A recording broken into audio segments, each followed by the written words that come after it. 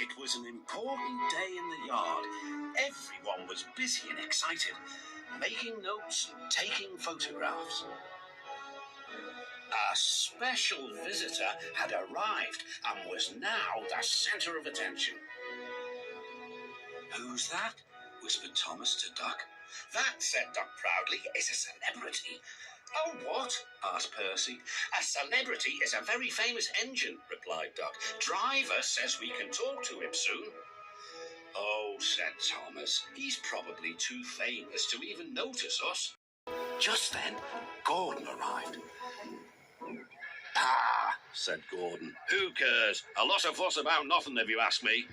And he steamed away. Later that night, the engines found that the visitor wasn't conceited at all. He enjoyed talking to the other engines till long after the stars came out. He left early next morning. "Good riddance," Gordon grumbled, chattering all night. "Who is he, anyway?" "Doc told you," said Thomas. "He's famous." "As famous as me," huffed Gordon. "Nonsense." "He's famouser than you," replied Thomas. "He went 100 miles an hour before you were thought of." "So he says," snorted Gordon. "But I didn't like his looks. He's got no dome. Never trust domeless engines. They're not respectable. I never boast, but I'd say that 100 miles an hour would be easy for me." Duck took some trucks to Edward's station. "Hello," called Edward. "That famous engine through this morning. He whistled to me. Wasn't he kind?" "He's the finest engine in the world," replied Duck. Then he told Edward what Gordon had said. "Take no notice," soothed Edward. "He's just jealous. Look, he's coming now." Gordon's wheels pounded the rails. "He did it, I'll do it. He did it, I'll do it." Gordon's train rocketed past and was gone. "He'll knock himself to bits," chuckled Duck.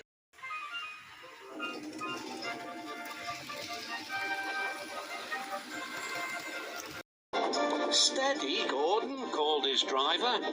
"We aren't running a race." "We are, then," said Gordon, but he said it to himself.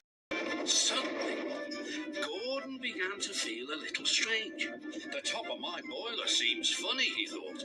"It feels as if something is loose. I'd better go slower." It was too late. On the viaduct, they met the wind. It was a teasing wind which blew suddenly in hard puffs. Gordon thought it wanted to push him off the bridge. "No, you don't," he said firmly, but the wind had other ideas. It curled around his boiler, crept under his loose dome, and lifted it off and away into the valley below. Gordon was most uncomfortable. The cold wind was whistling through the hole where his dome should be, and he felt silly without it. At the big station, the trucks laughed at him. Gordon tried to whisk them away, but they crowded round no matter what he did. On the way back to the shed, Gordon wanted his driver to stop and fetch his dome. "He'll never find it now," said the driver. "You'll have to go to the works for a new one." Gordon was very cross.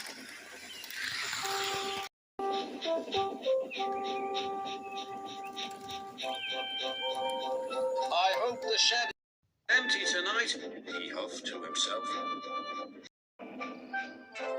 But all the engines were there waiting.